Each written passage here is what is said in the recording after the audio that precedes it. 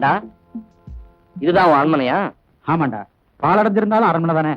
வாடகை வேற குறைச்சல். அட பாவி, வாடகை வீட்டுல இருக்க? எவ்வளவு பெரிய கோடீஸ்வரன் வீட்டுக்குள்ள அத்தனை சொத்தையும் அழிச்சிட்ட? நோ, அழிக்கல, அன்பளிப்பா கொடுத்துட்டேன். யாருக்குடா? வேற யாருக்கும் இல்ல, என் மனைவிக்கு. உனக்கு கல்யாணம் நடந்துச்சா? கல்யாணம் நடந்து அது முடிஞ்சும் போச்சு. எத்தனையோ சித்திரங்களை வரைகிற எனக்கு என் கல்யாணம் தாண்டா கேலி சித்திரமா போச்சு. அப்படி என்ன நடந்துச்சு? நிர்வாணத்தை புனிதமா நினைச்சு அதை படமா வரையற. நிர்வாணம்னா என்ன? புனிதம்னு தத்துவமேதை டாக்டர் ராதாகிருஷ்ணனே சொல்லியிருக்கார். ஆனா என் மனைவி நிர்வாணங்கிற வார்த்தையை அசிங்கமா நினைச்சு ஓடி ஒளிகிற ஒரு பட்டாம்பஸ். அவ என்ன பண்புள்ள ஓவியனா மதிக்கவே இல்லை. ஆபாச படங்களை வரைகிற ஒரு அயோக்கியனை தான் நினைச்சேன். ஏன் இந்த பிரஷ கூட வீட்டை கூட்டுற விளக்கமாற விட கேவலமா நினைச்சா. சோ கலை வாழ்க்கையா குடும்ப வாழ்க்கையாங்கிற மன போராட்டத்துல என் மன வாழ்க்கைய உதறி தள்ளிட்டு வந்துட்டேன். அப்படின்னா சம்சாரத்தோட கதி? I made it colourful. நிதானமா தான் அந்த முடிவெடுத்தேன். அவளால என்னுடைய கலை ஆர்வத்தை புரிஞ்சுக்க முடியல. அட்லீஸ்ட் என்னுடைய இதயத்தையாவது புரிஞ்சுக்கிட்டுமே பிடிச்சேன். உன்னை திருத்தவே முடியாதுடா.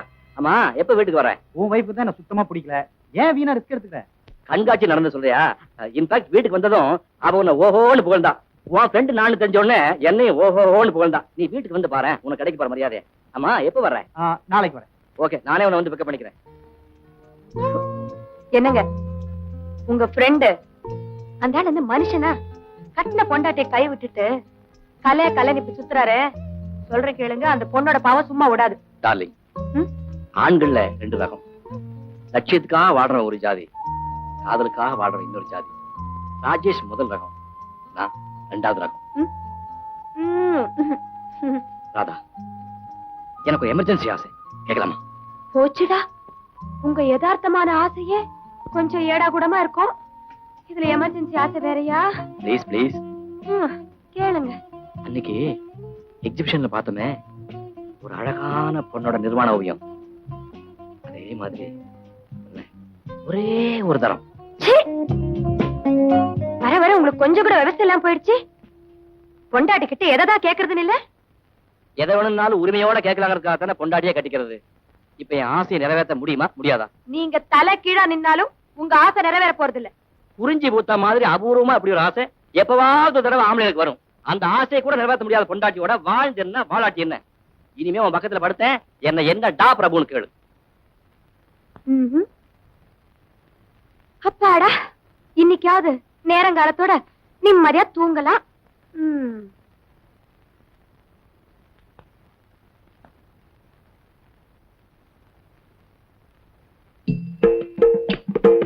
டாக்டர் சுவாமி, ஏன் இந்த திடீர் கோலம்?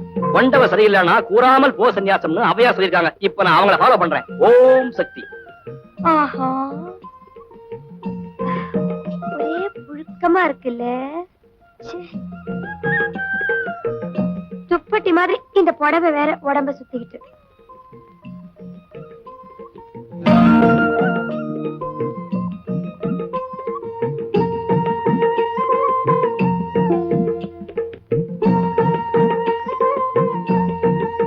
ஓம் ராதா, ஓம் சக்தி. வீட்டுக்காரர் தான் விஸ்வாமித்திரர் ஆயிட்டாரே. வேர்த்து கொட்டுது, கசகசன்னு இருக்கு. ஜாக்கெட் வேற எதுக்கு?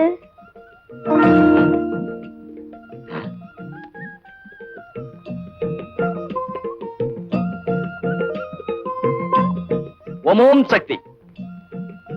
அப்பாடா, இப்படி படுத்தா எவ்வளவு சுகமா இருக்கு தெரியுமா சுவாமி?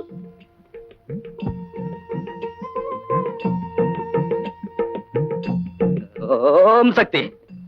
சுவாமி, ஏன் இந்த நடுக்கம்? பிரபு ஒன்றால் திறந்த வெளியாக இருக்கிறேன், அதனால் தான் நடுக்கம்.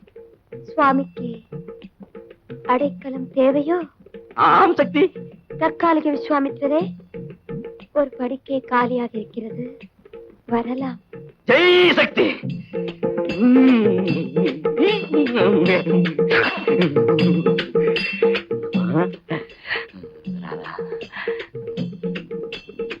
என்னடா பிரபு?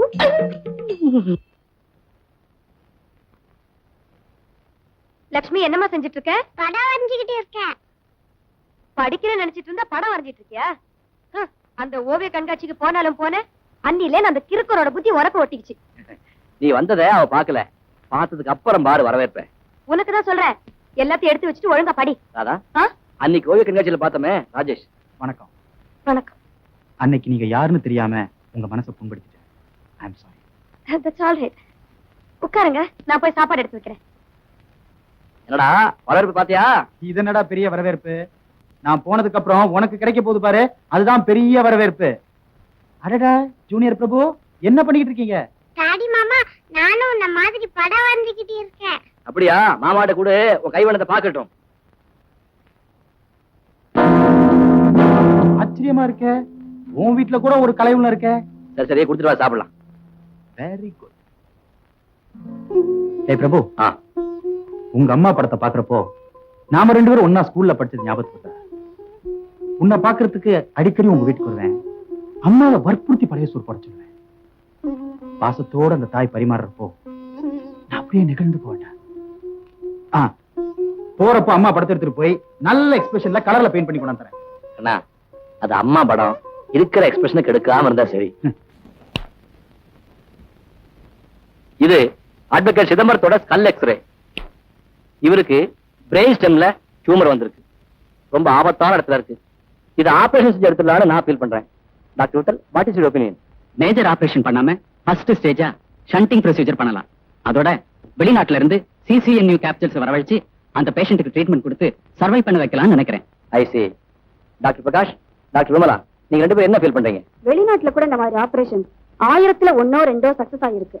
அதனால இந்த ஆபரேஷன் தவிர்க்கலாம்னு நினைக்கிறேன். ஆமா, இந்த ஆபரேஷனை செஞ்சா நோயாளி அடுத்த நிமிஷமே இறந்து போறதுக்கு வாய்ப்பு இருக்கு. I see. Thanks for your opinions. நான் லண்டன்ல ஒர்க் பண்றப்போ ப்ரொஃபசர் ஏல் வாக்கர் இதே மாதிரி ஒரு ஆபரேஷன் பண்ணிருக்காரு. அவருக்கு நான் அசிஸ்ட் பண்ணிருக்கேன். அந்த அனுபவத்தை வச்சுக்கிட்டு இந்த ஆபரேஷனை சக்சஸ்ஃபுல்லா செய்யலாம்னு தீர்மானிச்சிருக்கேன். அப்படி சக்சஸ்ஃபுல் ஆயிட்டா நம்ம டீமுக்கு மட்டுமில்ல, இந்த நாட்டுக்கே அது பெருமை. Wish you all the best. Thank you. அப்பா எவ்வளவு அழகா இருக்கும் பாத்தியா? இதுல பாருமா, அம்மா அப்பாவோட அழகா இருக்கேல்ல? ஆமா, நீங்க ஏன் 2 பேரும் மாலை போட்டுட்டீங்க? அதுவா, அன்னைக்கு தான் எங்க 2 பேருக்கும் கல்யாணம். கல்யாணம்னா என்னப்பா? அதாவது ஒரு ஆணும் பெண்ணும் ஜோடி சேர்றது. எதுக்காக ஜோடி சேர்றது? இது பாருமா, உனக்கு இதெல்லாம் சொன்னாலும் புரியாது, பேசாம இத பாரு. ஒரு வாட்டிக்கு 2 வாட்டி சொன்னா புரிஞ்சுக்கிற, சொல்லுமா. உனக்கு புரியும்படியா சொல்ல அம்மாவுக்கு தெரியல. சரி விடுங்க, எங்க டீச்சர் கிட்ட தெரிஞ்சுக்கிறேன். ஆமா, உங்க கல்யாண ஆல்பத்துல என் போட்டோ ஒண்ணு கூட காணோம், ஏன்? என்ன முழிக்கிறீங்க? சொல்லுங்க சொல்லுங்க. அப்ப வந்துமா, நீ பள்ளி அறையில இருந்த, பள்ளி அறைனா ஸ்கூல் கிளாஸ் ரூம்.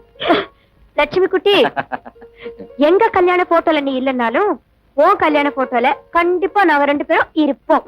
எனக்கு எப்பமா கல்யாணம்? நாளைக்கே நல்ல முகூர்த்த நாள் வச்சுக்கிட்டா போச்சு. உங்க கல்யாணம் மாதிரி என் கல்யாணத்தை நடத்துவீங்களா? என்ன அப்படி கேட்டுட்ட? 10 குதிரை போட்டுன சாரட்டு, பெரிய நாதஸ்வர கச்சேரி, பயங்கரமான விளக்கரங்காரம், ஊரையே வளைச்சு போட்டு பந்தல். கல்யாணத்தை ஜாம் ஜாம் முடிச்சுடுவான். மாப்பிள்ள யாருப்பா? உனக்கு எந்த பையனை பிடிக்குதுன்னு சொல்லு, எவ்வளவு லட்சம் செலவானாலும் சரி, அவனையே உனக்கு கட்டி வைக்கிறேன். பாட்டி மேல சத்தியமா? பாட்டி மேல சத்தியமா. ஏறாதா?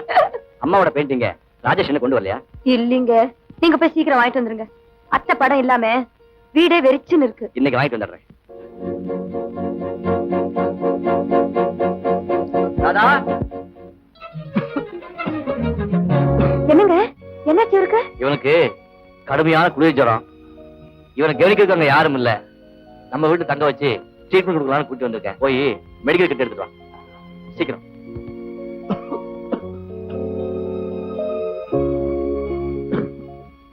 அப்படியே படுத்து.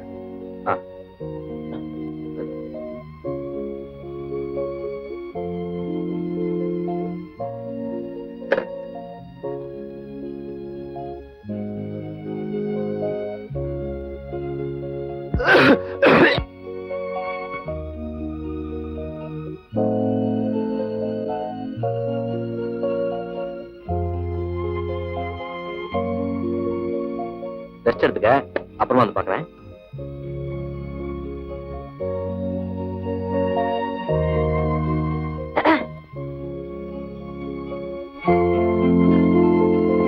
என்னங்க, இவ்வளவு நாளா ஹாஸ்பிடல்ல தான் உங்க வீடா நினைச்சிட்டு இருந்தீங்க, இப்ப இந்த வீடையே ஹாஸ்பிடல் ஆக்கிட்டீங்களா?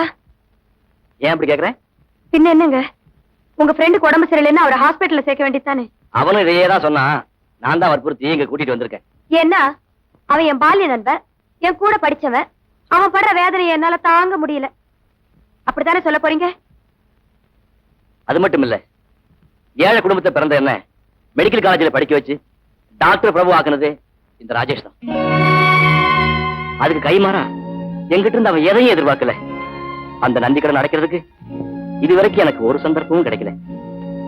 இப்ப கிடைச்சிருக்கு. இது பாரு, ஒரு மேஜர் ஆபரேஷனுக்காக நிறைய புக்ஸ் ரெஃபர் பண்ண வேண்டியிருக்கு. அதனால ராஜேஷ் அக்கறையோட கவனிச்சுக்க வேண்டியது இனிமே ஓம் பொறுப்பு. இது நரம்பு இன்ஜெக்ஷன். அவன் கையாட்டினா ஆட்டுமா, கை இருக்குமா பிடிச்சுக்கும். என்னங்க நீங்க அடுத்து அவளை கையெல்லாம் பிடிக்க சொல்லிட்டு? சொன்னபடி செய். ம். ஆ.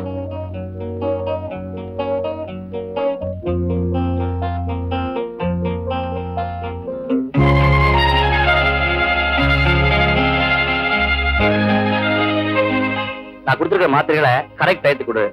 ஃபீவர் அதிகமா இருக்கிறதுனால எவ்ரி 3 hours ஐஸ் பேக் ஒத்தனை கொடு. நான் ஹாஸ்பிட்டல் போயிட்டு